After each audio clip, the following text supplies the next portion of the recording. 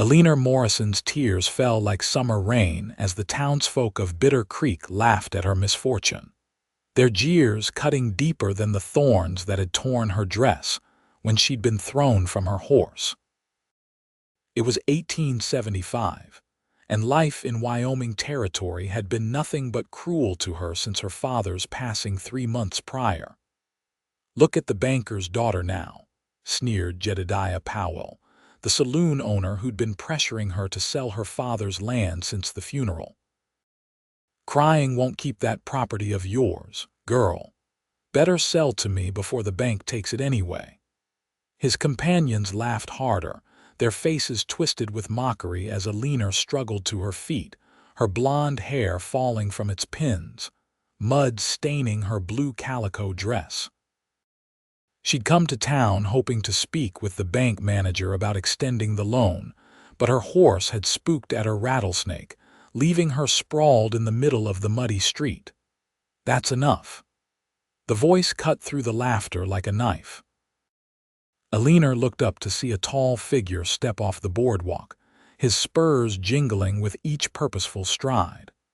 His dark hat shadowed his face, but she could see the hard set of his jaw beneath several days' worth of stubble.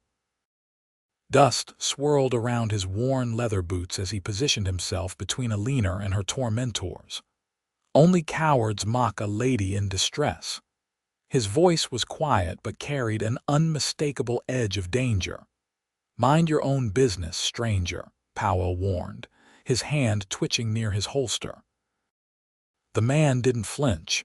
Instead, he turned to Eleanor and extended his hand. "Daniel Rutherford, madam. Let me help you up."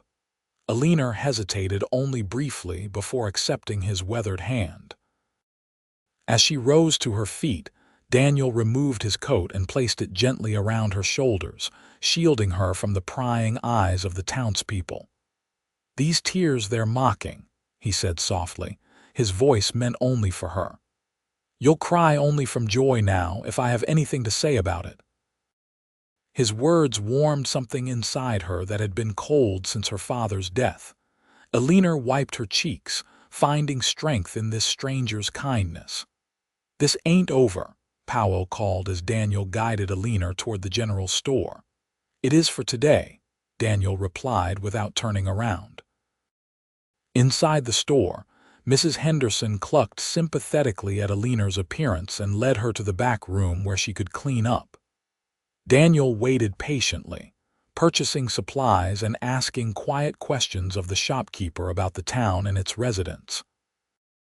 When Eleanor emerged, her face washed and her hair tidied, Daniel was leaning against the counter.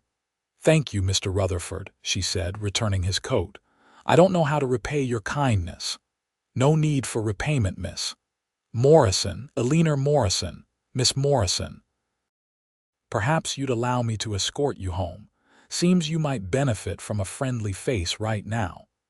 Eleanor normally wouldn't accept such an offer from a stranger, but something in his steady gaze reassured her. "I would appreciate that. My horse." "Already taken care of, Mrs. Henderson's boy is bringing him around now, along with mine." The ride back to the Morrison homestead was 6 miles of rolling prairie, golden in the late afternoon sun.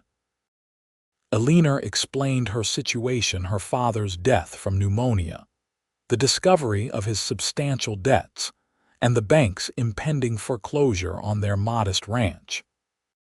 "Powell's been trying to buy the land since before father died," she said as they crested a hill overlooking a small valley with a creek running through it. A 2-story clapboard house stood proudly among a cluster of outbuildings. "He says there's silver on our property." "I don't know if it's true, but I do know I'm not selling to a man like him." Daniel nodded thoughtfully. "What will you do instead?" "Try to make the payment somehow. Father left me with 50 head of cattle, but they won't be ready for market for months. I've been taking in mending and selling eggs, but it's nowhere near enough." As they approached the house, Eleanor felt a pang of embarrassment. The place showed signs of neglect: peeling paint, a missing shingle, a broken fence rail. She'd been trying to keep up with everything since her father died, but it was overwhelming for one person. "It's not much," she said apologetically as they dismounted. "It's a good piece of land," Daniel replied, his eyes scanning the property with an assessing gaze. "Good water, good grass. Your father chose well. He built everything himself after coming west from Pennsylvania 15 years ago. This was his dream." Daniel helped her unsaddle the horses and turned them into the small corral. "When's the bank payment due?" 2 weeks, Eleanor replied, the weight of it settling on her shoulders again. "I'm 3 months behind already. Mr. Collins at the bank says he can't extend any further." Daniel nodded, his expression unreadable. "Well, Miss Morrison, I'm looking for work. If you could use an extra pair of hands around here, I'd be willing to help out for room and board. Might help you get caught up before that payment's due." Eleanor studied him carefully. He was a stranger, yes, but he'd shown her nothing but kindness, and she was desperate. "You're a cowboy." "Been working cattle since I was 15. Just finished a drive up from Texas. Was headed to Montana, but I'm in no particular hurry. I can't pay you much. Room and board is fine for now. We can discuss the rest once we get your situation sorted out." Eleanor hesitated only briefly before extending her hand. "It's a deal, Mr. Rutherford." He took her hand, his grip firm but gentle. "Daniel, please." "Eleanor," she offered in return. That evening, over a simple supper of beans, biscuits, and the last of the dried venison, Eleanor learned that Daniel had fought for the Union in the war, worked as a trail hand for various outfits since, and had no family waiting for him anywhere. He asked about her life in measured tones, seeming genuinely interested in her answers. "No siblings?" he asked. "A brother, Matthew. He left for California 5 years ago. I've had 3 letters since. The last one said he was heading to Alaska for the gold fields. That was 2 years ago." She stared into her coffee cup. "I wrote to tell him about father, but I don't know if he'll ever receive it." Daniel nodded thoughtfully. "The West has a way of swallowing men whole. And women," Eleanor added quietly. "Yes, madam, and women." The following days established a rhythm. Daniel rose before dawn, checking the cattle and mending fences while Eleanor prepared breakfast. They worked side by side, repairing the barn roof, clearing irrigation ditches, and tending to countless other tasks that had fallen into disrepair. Eleanor found herself watching him when he wasn't looking, the way the muscles in his forearms flexed as he worked, the quiet competence with which he handled the livestock, the gentle way he spoke to her mare when she spooked at shadows.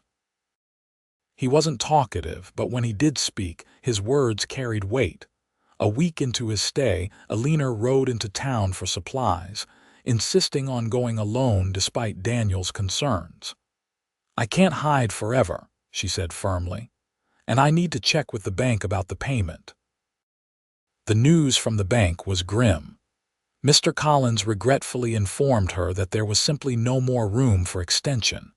She had 10 days to come up with $80, or the property would go to auction. Leaving the bank, Eleanor nearly collided with Jedediah Powell. "Well, look who's in town," he said, blocking her path. "Where's your guardian angel today?" "Excuse me, Mr. Powell." Eleanor tried to step around him. He moved to block her again. "My offer still stands, Eleanor.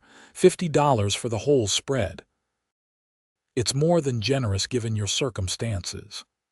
"That land is worth 10 times that, and you know it," Eleanor replied, her voice steady despite her pounding heart. Powell leaned closer, his breath hot against her face.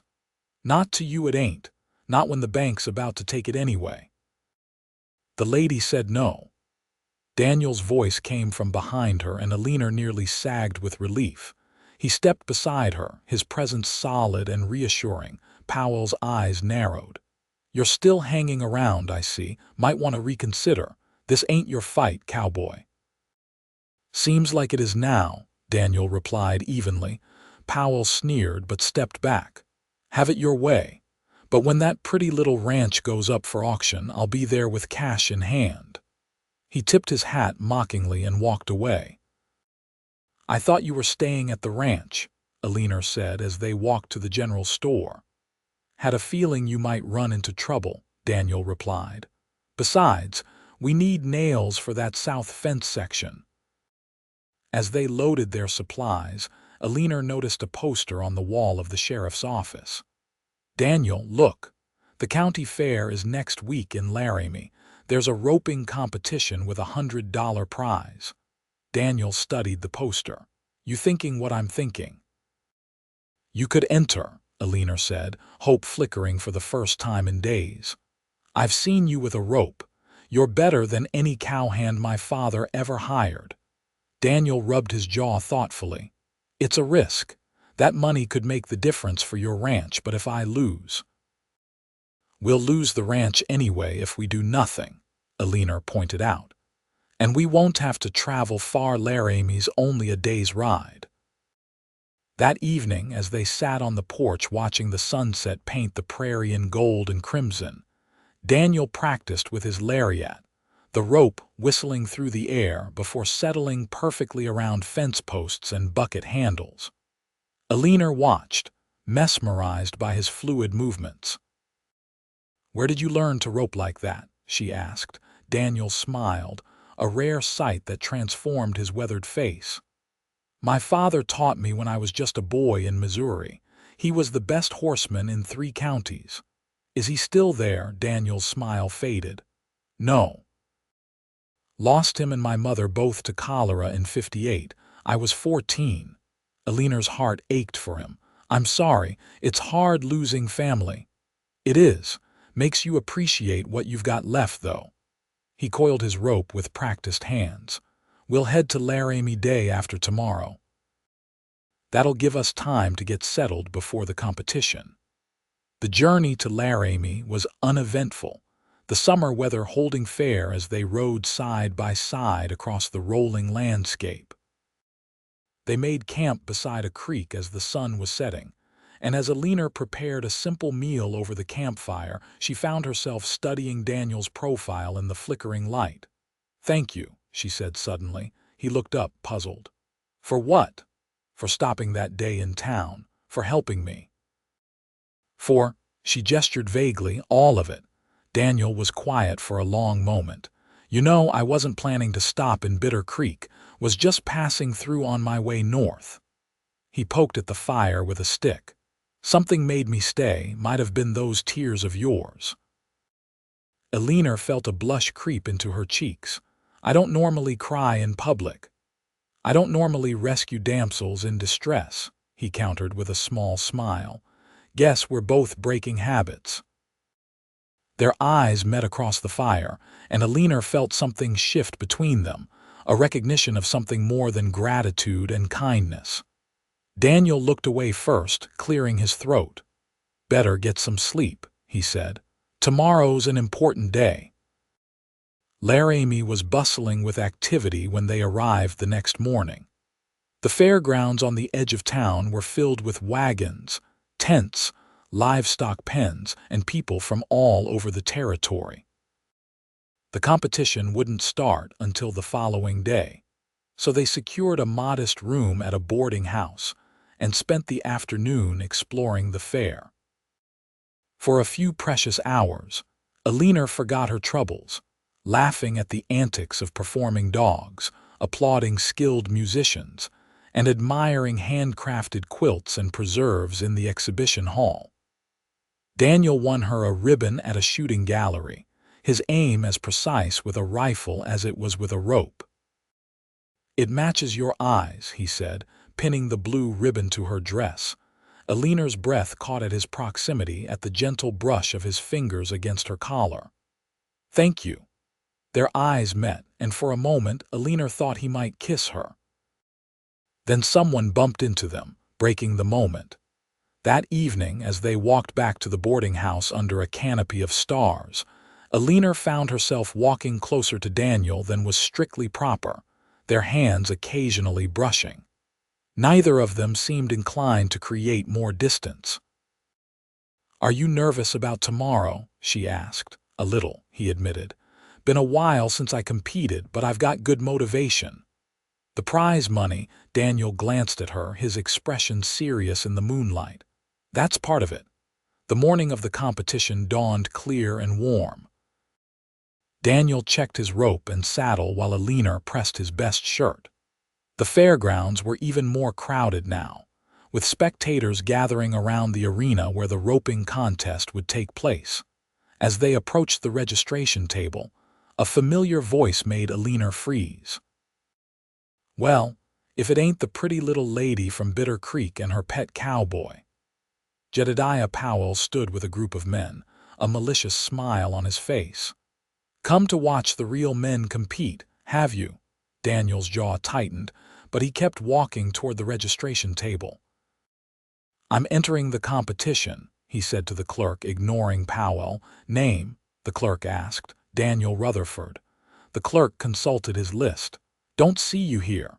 Registration closed yesterday at sundown." Eleanor's heart sank.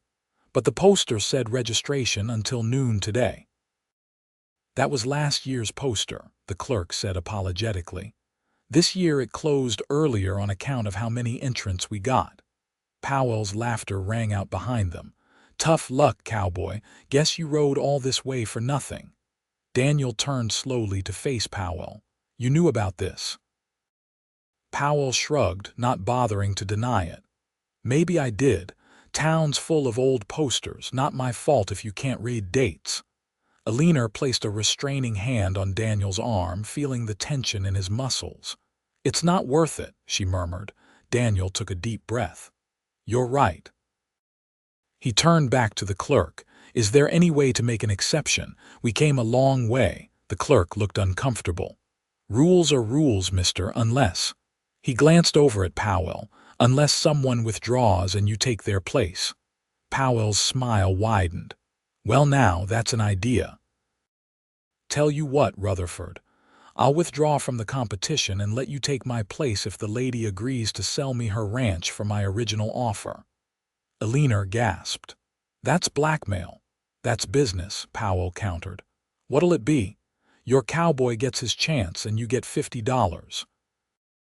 More than you'll have when the bank takes it next week." Daniel's voice was dangerously quiet.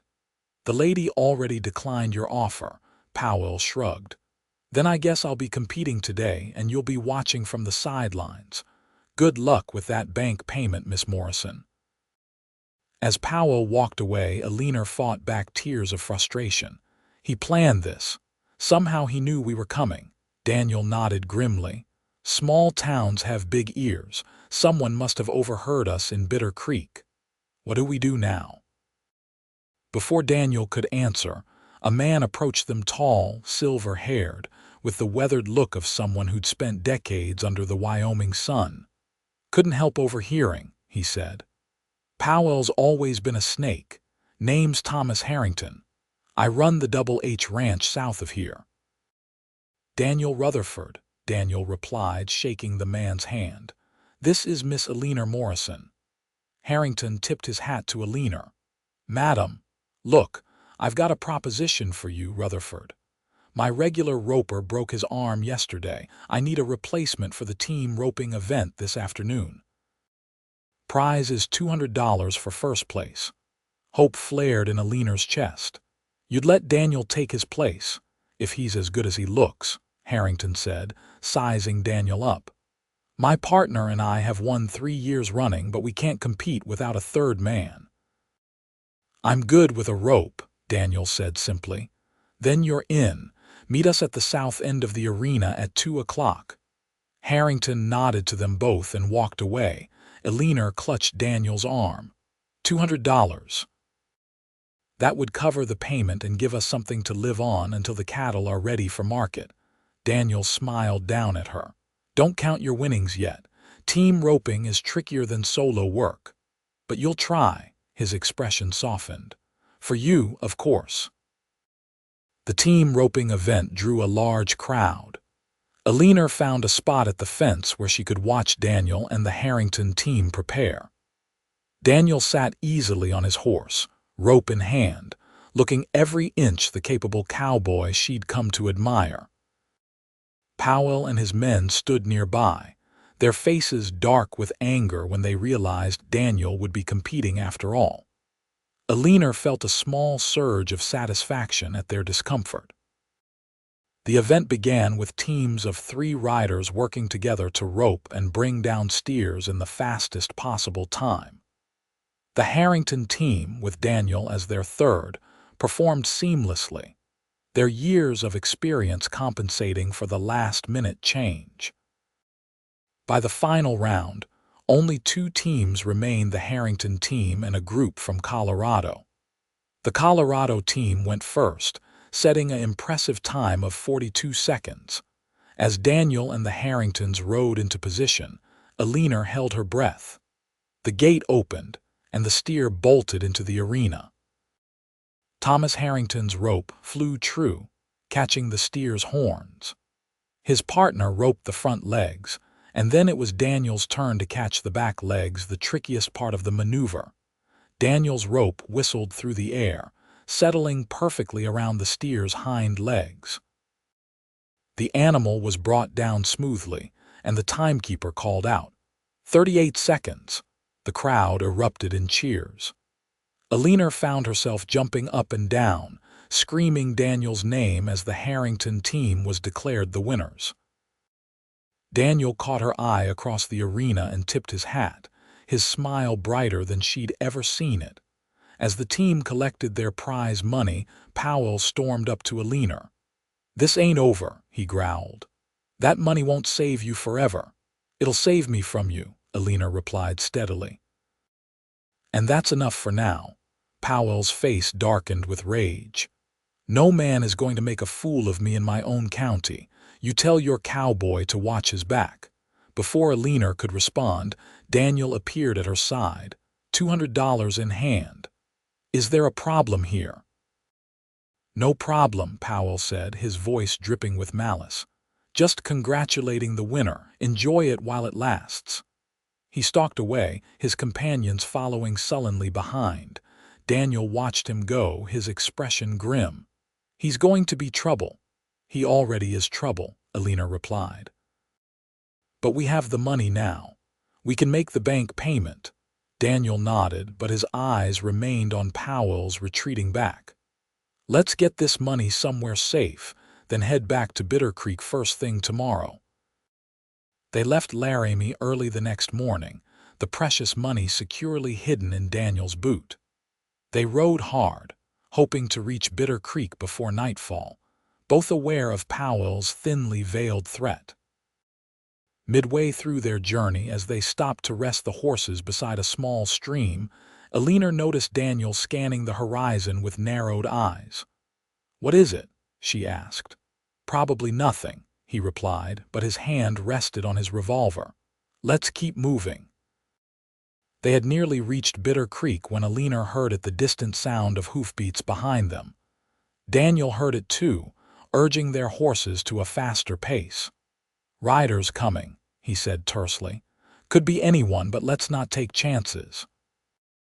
They crested a hill overlooking Bitter Creek, the town visible in the distance when 4 riders appeared on the trail behind them. "Powell," Eleanor whispered, recognizing the lead rider. Daniel's expression hardened. "Eleanor, ride for town. Get to the sheriff's office." "I'm not leaving you," she protested. "This isn't a debate. Go, now." He turned his horse to face the approaching riders. "I'll be right behind you." Eleanor hesitated, then spurred her horse toward town. She looked back once to see Daniel positioned in the middle of the trail, his revolver drawn as Powell and his men approached. She rode hard, her heart pounding in her chest, praying that Daniel would be safe. As she reached the outskirts of town, she heard the crack of gunfire behind her. Tears stung her eyes, but she kept riding, heading straight for the sheriff's office. Sheriff Mason was sitting on the porch when she arrived, nearly falling from her horse in her haste. "Miss Morrison, what's the matter?" he asked, rising to his feet. "Powell and his men," she gasped. There after Daniel Rutherford, just outside town, I heard gunshots. The sheriff didn't hesitate, calling to his deputy and mounting up.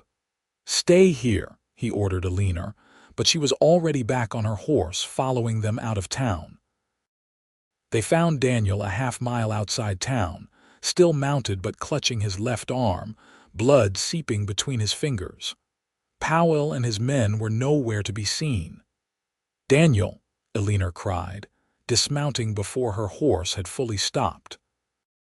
"I'm all right," he assured her, though his face was pale beneath his tan. "Just winged me. Powell's not much of a shot, thank God." "Where are they?" the sheriff demanded. Daniel nodded toward the east. "Took off when they saw I wasn't alone. One of them might need a doctor, though. I got a shot off before they fled."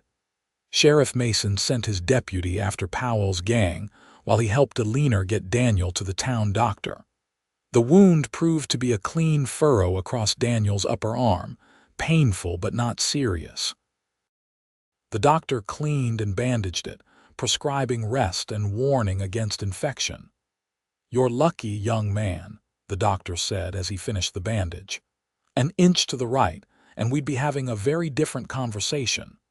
Eleanor hadn't left Daniel's side, her face still pale with fear. As they left the doctor's office, she finally gave voice to her feelings. "I thought I'd lost you," she whispered, her voice breaking. Daniel stopped in the middle of the boardwalk, turning to face her. "Eleanor." "No, let me finish. When I heard those shots, I realized something. I realized that losing the ranch would be nothing compared to losing you." She looked up at him, tears shining in her eyes. "I love you, Daniel Rutherford. I don't know how it happened so quickly, but I do." Daniel's good arm came around her waist, drawing her closer. "Eleanor Morrison, I've been falling in love with you since the moment I saw you in this very street, too proud to stay down when life knocked you flat." "Even with my tears?" she asked with a watery smile. "Especially with your tears," he replied softly. "But I meant what I said that day. From now on, you'll cry only from joy." And then he kissed her, right there on the main street of Bitter Creek, not caring who might see. The next morning they paid the bank in full, securing Eleanor's home for another 3 months. Sheriff Mason reported that Powell and his men had fled the territory, one of them nursing a bullet wound in his shoulder. A telegram from the sheriff in Cheyenne confirmed they were wanted for various crimes there as well: rustling, claim jumping, and assault. "Seems you've done this county a service, Mr. Rutherford," Sheriff Mason said. "Powell's been trouble for years, but we never had enough evidence to move against him." As summer turned to fall, Eleanor and Daniel worked side by side to restore the Morrison ranch to prosperity. The cattle brought a good price at market, and Daniel proved to be as skilled at ranch management as he was with a rope. On a crisp October evening, as they sat on the porch watching the sunset, Daniel took Eleanor's hand in his. "I've been thinking," he said quietly. "A dangerous pastime," she teased. He smiled. "This place needs a proper name, not just the Morrison place." "What did you have in mind? How about the double R, Rutherford and Rutherford?" Eleanor's breath caught. "Daniel, are you asking?" He knelt before her, producing a small silver ring. "Eleanor Morrison, will you marry me? Make this ranch ours together?" Tears filled Eleanor's eyes, but they were the kind Daniel had promised her, tears of joy. "Yes," she whispered, throwing her arms around his neck. "Yes, I will." They were married in November, with half the county in attendance. Even Eleanor's brother Matthew made it back from Alaska for the ceremony, having finally received her letter and decided that family was more important than gold. As they danced at their wedding celebration, Daniel held Eleanor close. "Happy tears only from now on," he murmured against her hair. "Just like I promised." Eleanor looked up at her husband, her heart full to bursting. "You've kept every promise you ever made to me, Daniel Rutherford. And I intend to spend the rest of my life making sure you never regret a single one." "Not possible," he replied, bending to kiss her. "Loving you is the easiest promise I've ever kept." And as they danced beneath the stars, Eleanor knew that her father's dream hadn't died with him. It had simply transformed into something even more beautiful. The double R would stand as a testament to two people who found each other against all odds: a cowboy who couldn't ride past a woman in tears, and a woman brave enough to trust him with her heart and her future.